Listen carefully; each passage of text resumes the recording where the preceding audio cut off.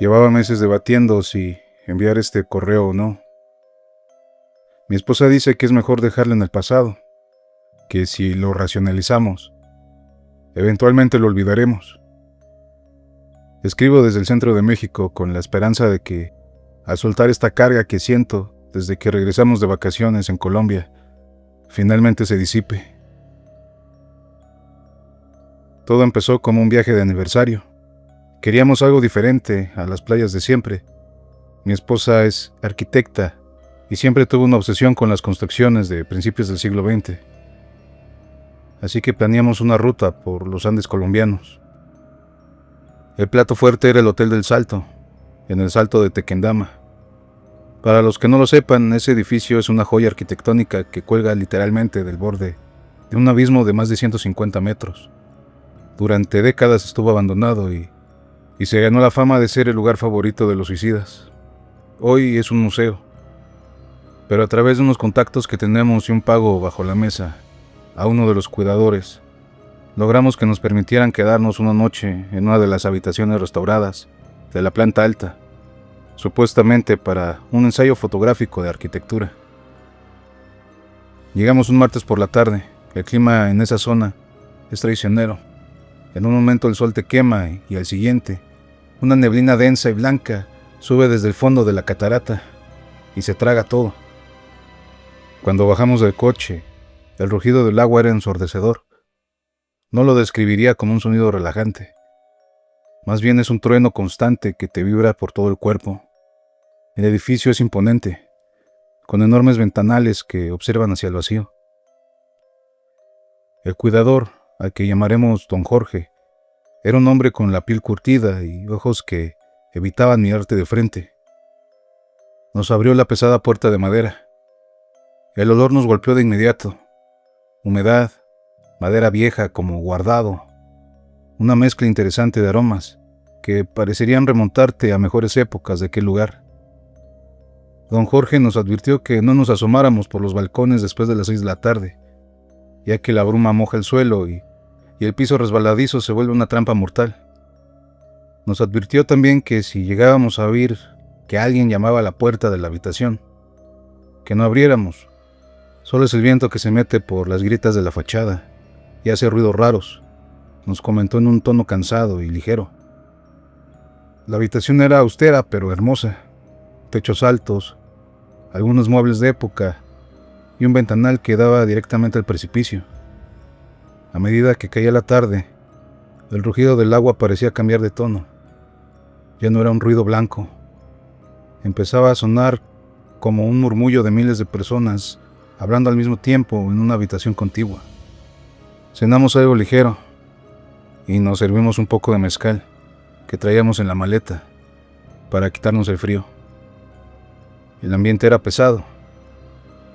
Mi esposa intentaba tomar fotos, pero me comentaba con frustración que su cámara no estaba enfocando bien.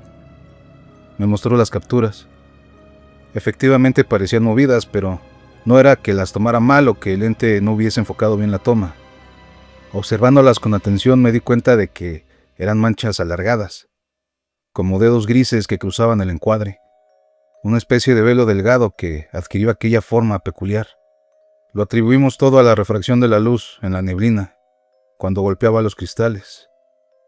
A las 10 de la noche el silencio en el resto del hotel era absoluto. Ese día no hubo actividad en el museo, así que ningún trabajador rondaba la zona, a excepción de don Jorge, claro. Aquel silencio absoluto solo era roto por el rugido eterno de la caída de agua. Nos acostamos. El frío era húmedo, un frío intenso que no se quitaba con mantas. Era un frío que se colaba dentro de los huesos. Me quedé dormido, pero tuve un sueño extraño.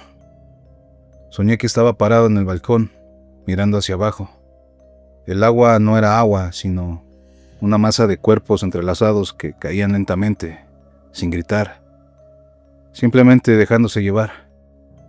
Y lo peor era que yo sentía una profunda envidia por ellos. Sentía que el vacío me llamaba con una voz dulce, familiar. Me despertó el sonido de algo golpeando el cristal.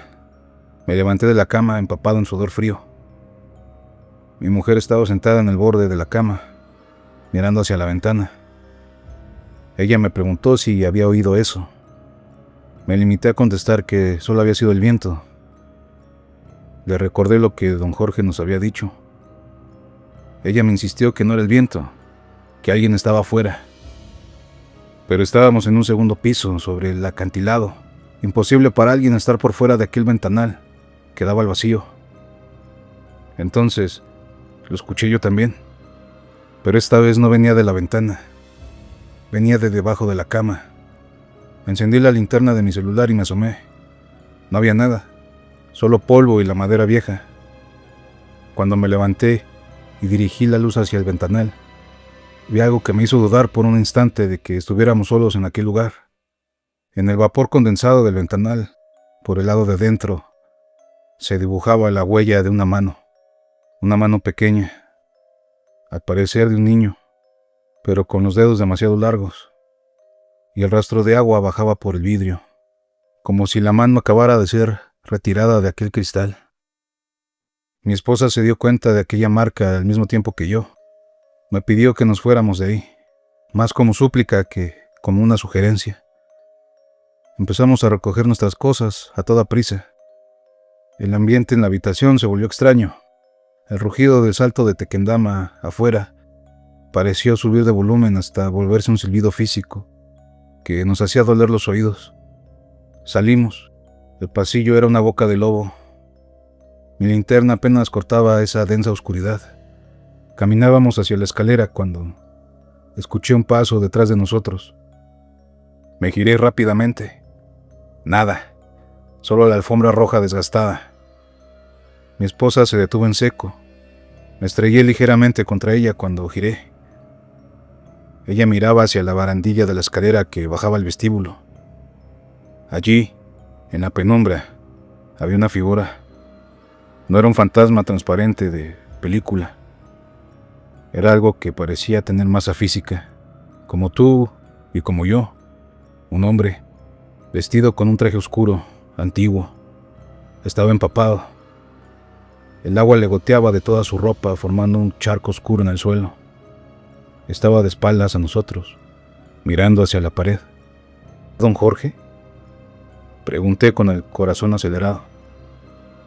El hombre no respondió, pero empezó a inclinarse, no a agacharse, sino a doblarse de una manera imposible, como si no tuviera columna vertebral, hasta que su cabeza tocó sus pies, y luego empezó a subir por la pared.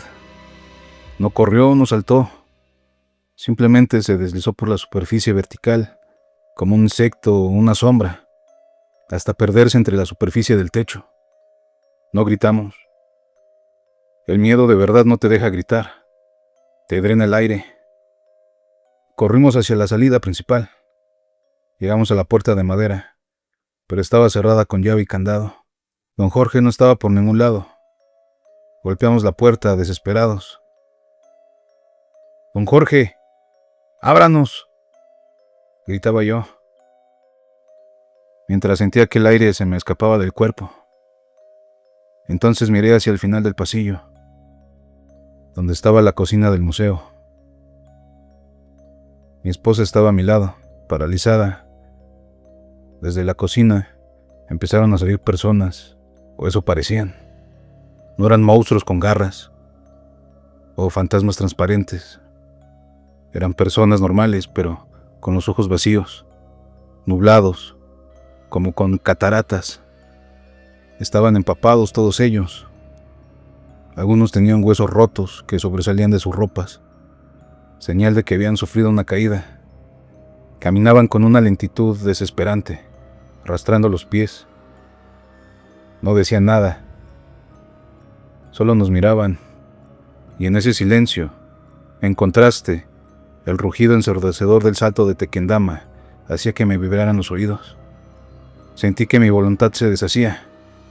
Tomé la mano de mi mujer fuertemente y empezamos a caminar, no hacia la puerta, sino hacia la ventana del salón principal. El cristal estaba roto de alguna manera que no recordaba.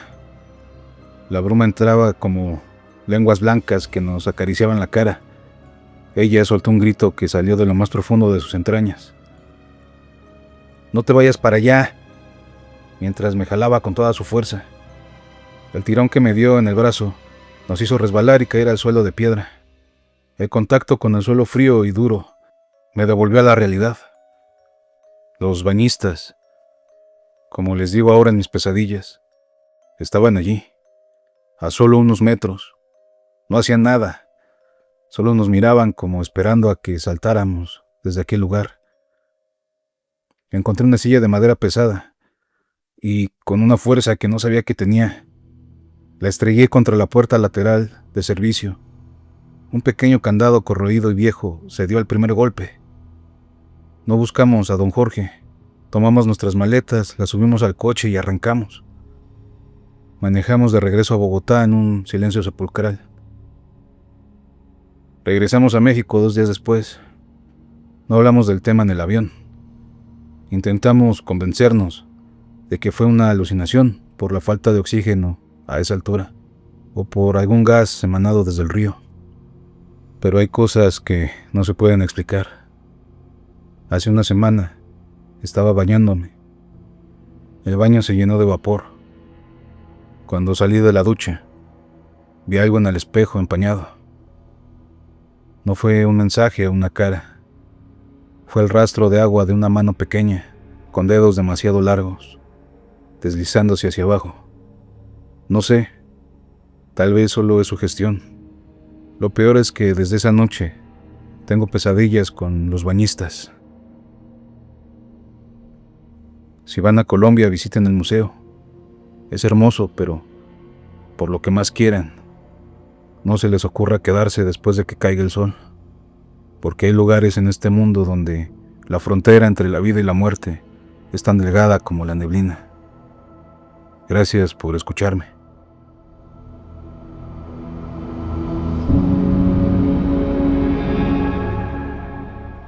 No soy de los que se asustan con leyendas para los turistas.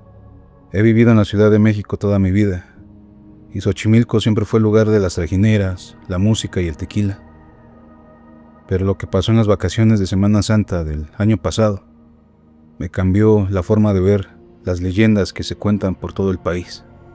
Éramos 4, mi hermano, 2 amigas de la universidad y yo. Queríamos hacer algo diferente, lejos de los canales llenos de gente. Rentamos una trajinera de madrugada, convenciendo al remero con unos pesos extra para que nos llevara hasta lo más profundo, hasta la isla de las muñecas. El viaje empezó bien, pero a medida que nos alejábamos del embarcadero principal, el aire cambió. En el centro de México el calor de abril es seco, pero ahí, entre los canales estrechos, la humedad se te pegaba a la piel. El sonido de la ciudad desapareció por completo. Solo quedaba el chapoteo del remo contra el agua negra y el motor lejano de alguna bomba de riego. Ya casi llegamos, nos advirtió el remero. Cuando la linterna iluminó la orilla, las vimos, cientos de ellas, colgadas de los árboles de sabino, clavadas en cercas de madera podrida, muñecas sin extremidades, con las cuencas de los ojos vacías, cubiertas de moho y telarañas. En las fotos parecen tristes, en persona parecen estar esperando. Bajamos de la trajinera. El silencio era tan denso que mis propios pasos sobre el fango me hacían saltar. Mis amigas y mi hermano bromeaban al principio, pero las risas se apagaron cuando llegamos al pequeño altar de Julián Santana, el fundador del lugar. Fue entonces cuando escuché el primer sonido. No fue un grito ni un golpe, fue un crujido de plástico, como si alguien apretara una botella vacía. Me giré hacia un árbol de sauce a mi izquierda. Una muñeca vieja, con un vestido rosa descolorido, se balanceaba de un hilo.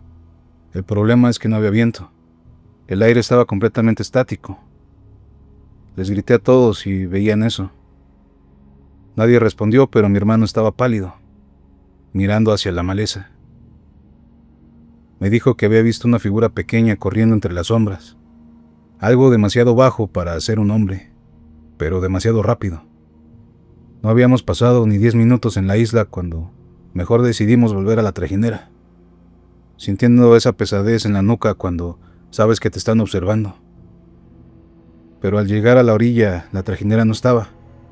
El remero simplemente se había ido, o la corriente se lo había llevado, no sé, aunque el agua de los canales apenas se mueve.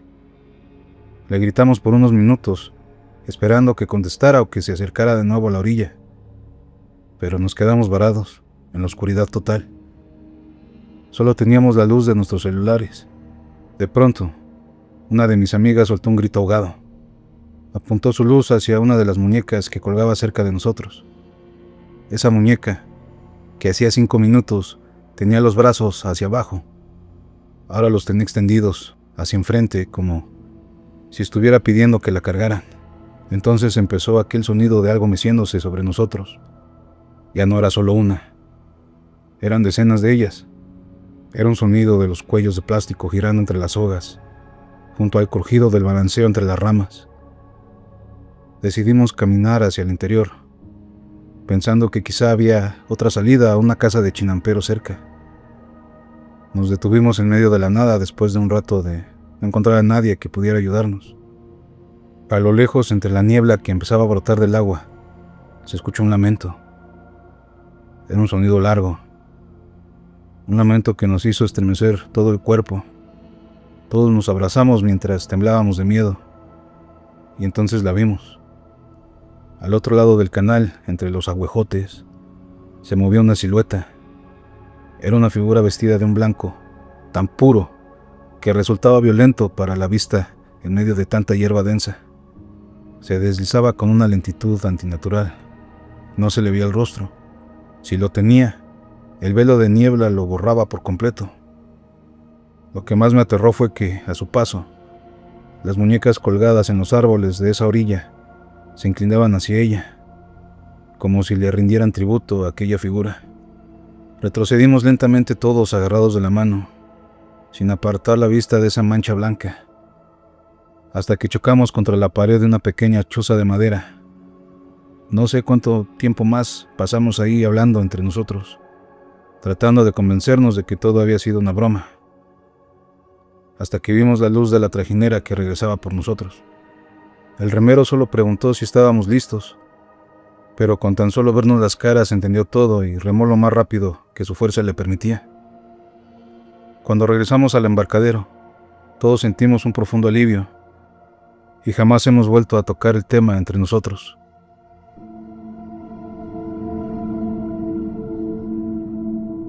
Mariana y yo llevábamos 6 años juntos, y nuestro plan de escape ideal no era un hotel de lujo en Cancún, por ejemplo, sino las botas llenas de lodo y el olor a pino húmedo por las mañanas.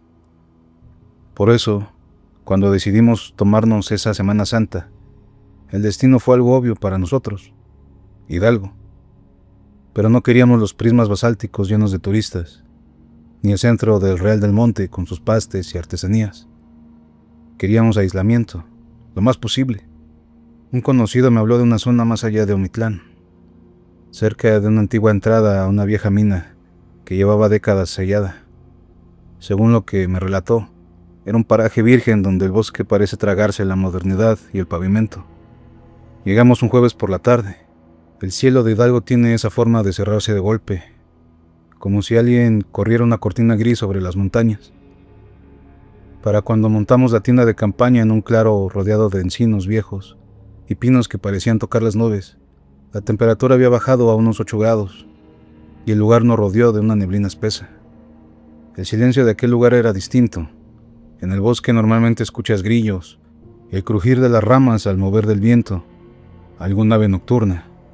Aquí el silencio se sentía pesado, como si toda la vida alrededor decidiera esconderse de la noche misma. Debe ser la altura y el frío intenso, platicamos entre nosotros, al calor de una fogata que encendimos para pasar el frío de la noche. A eso de las 9, mientras cenábamos, escuchamos el primer sonido. No fue un animal, fue un golpe metálico. Venía de la ladera, donde la vegetación se volvía más espesa y se adivinaba la entrada de la vieja mina. Era un sonido rítmico, como si alguien estuviera golpeando una viga de acero con un martillo pesado, allá abajo, en las entrañas de la tierra. ¿Alguien está trabajando hasta ahora? nos preguntamos entre nosotros. Después de analizarlo por un rato se nos hizo imposible. Esas minas están abandonadas desde hace mucho. Las que menos tiempo tenían cerradas datan del 2018. En esos 7 años se nos hacía muy complicado que alguien anduviera todavía por ahí trabajando. Tomé la linterna táctica y apunté hacia los árboles. La luz cortó la neblina que se empezaba a acumular, pero solo reveló troncos retorcidos y el brillo de la humedad en las rocas. El sonido se detuvo en el momento exacto que la luz tocó el área de la mina. Decidimos ignorarlo. En la montaña los sonidos rebotan. Quizá era el viento en alguna estructura vieja. Nos metimos a la tienda, pero el sueño no llegaba. A través de la lona de la tienda podíamos ver las sombras de los árboles moviéndose. Destapamos un pequeño cuadro de la tienda que funcionaba como ventana para intentar ver las estrellas, pero la bruma que bajaba despacio no nos permitió visualizar nada. Así que solo nos abrazamos entre nosotros para hacer más ligero el frío, que empezaba a intensificarse conforme transcurría la noche, al mismo tiempo que nos contábamos anécdotas de antes de conocernos y nos hacíamos bromas, hasta que en algún punto de la madrugada nos ganó el sueño. Alrededor de las 2 de la mañana Mariana me despertó, apretándome el brazo. Estaba pálida, apenas visible bajo la tenue luz de la lámpara de mano. «Hay alguien afuera», me dijo al oído con voz baja. Me atemorizó la idea de que fueran delincuentes o la misma maña. En México, acampar entre montes a las afueras de la ciudad siempre tiene ese riesgo. Alcancé mi lámpara táctica y algo para defendernos. Sé que al hacer eso pondría aún más en riesgo nuestras vidas, pero solos en aquel monte no había otra opción. Me pegué a la entrada de la tienda. Escuché pasos, pero no eran pasos humanos normales. Era un arrastrar de pies pesados, como si alguien llevara botas de trabajo, de esas que tienen casquillo de metal, demasiado grandes y pesadas para esos pies. Arrastre, golpe, arrastre, golpe, así varias veces. Le dije a Mariana que se envolviera entre los cobertores que llevábamos y que no saliera por nada. Me armé de valor y abrí el cierre de golpe, saliendo con la linterna en alto y lo que llevaba en la otra mano, por si las cosas se ponían feas. Grité, tratando de que mi voz no temblara. Solo gruñía sin decir nada. La verdad es que, por el miedo intenso que sentía, solo eso podía gritar. La neblina era tan espesa que apenas veía mis propias manos. A unos 5 metros, justo en el borde de nuestro campamento, vi una silueta. Era demasiado alta. Llevaba lo que parecía ser un overol de lona amarillenta que rebotaba la luz de mi linterna, lo que lo hacía brillar intensamente. Estaba manchado de algo oscuro como aceite y llevaba puesto un casco de minero antiguo, de esos que usaban lámparas de carburo. «Señor, estamos acampando, no queremos problemas», le dije, mientras le apuntaba la luz a aquel hombre. No respondió. En lugar de eso, levantó un brazo. Su mano estaba ennegrecida. Señaló hacia el suelo, justo debajo de nuestra tienda. Él soltó un siseo, como el vapor escapando de una caldera a presión. Y en ese momento mi aliento salía en nubes espesas de vapor, y entre ese vapor espeso aquel hombre se desvaneció frente a mí. Entré a la tienda, tomé a Mariana de la mano y le dije que nos fuéramos. Ella escuchó todo y me preguntó por ese hombre con el que hablaba. Solo atiné a decirle que se había ido, pero que no me daba buena espina. Empacamos todo y desmontamos la tienda tan rápido que ni siquiera el frío intenso nos hizo detenernos. Mientras avanzábamos por el camino de regreso a la camioneta, Mariana y yo veíamos a la distancia sombras avanzando entre los pinos, entre la niebla espesa. Solo observábamos bultos amarillentos. Quizás solo fue mi imaginación, pero eran decenas de sombras de hombres con herramientas, con picos. Algunos llevaban cascos, algunos sin piernas. Flotaban sobre la neblina. Eran mineros. Corrimos hacia donde recordábamos que estaba el sendero donde estacionamos la camioneta, pero la neblina nos jugaba trucos. Los árboles parecían moverse, cerrándonos el paso. Tropezábamos cada cierto tiempo, aunque más bien se sentía como si tiraran de nuestras piernas. Pero para ese momento, nada haría detenernos. Casi podría jurar que la sola voluntad por salir de aquel sitio nos haría arrastrarnos de ser necesario, si es que algo nos tumbara al suelo. «Mira», me gritaba Mariana. A la distancia distinguimos una mina. Según en nuestra memoria, ambos podemos asegurar que estaba abierta. Recordamos ambos que incluso se apreciaba la luz de candelabros que iluminaban aquella entrada. Entonces lo escuchamos. El sonido de cientos de picos golpeando la piedra al unísono. Aquel hombre que me encontré de frente minutos antes, juro que era él. Estaba parado frente a aquella entrada. Las distancias eran enormes. ¿Cómo era posible que en tan poco tiempo hubiera bajado hasta allá? No me hacía sentido. Segundos después, ese hombre simplemente se perdió entre la penumbra de aquella mina. Seguimos por aquel sendero unos metros más hasta que descendimos lo suficiente para perder de vista aquella entrada. Los pinos también fueron bajando su densidad. La espesa bruma parecía adelgazarse a cada paso que dábamos, hasta que por fin las luces de un viejo poste de luz se revelaron ante nosotros, y a unos cuantos metros más, la silueta de nuestra camioneta. En ese instante, el alma nos regresó al cuerpo.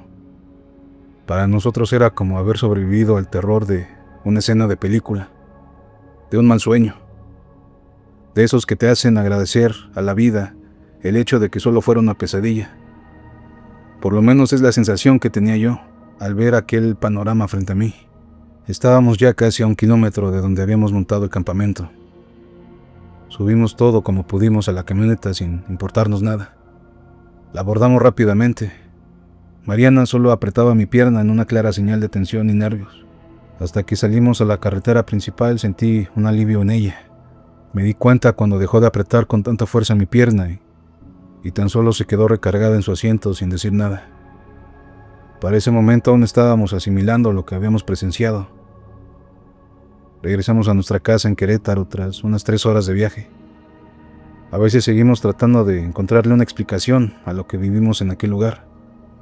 Simplemente llegamos a la conclusión de que estuvimos en un momento equivocado en aquella zona, pero no nos quedaron ganas de acampar nunca más.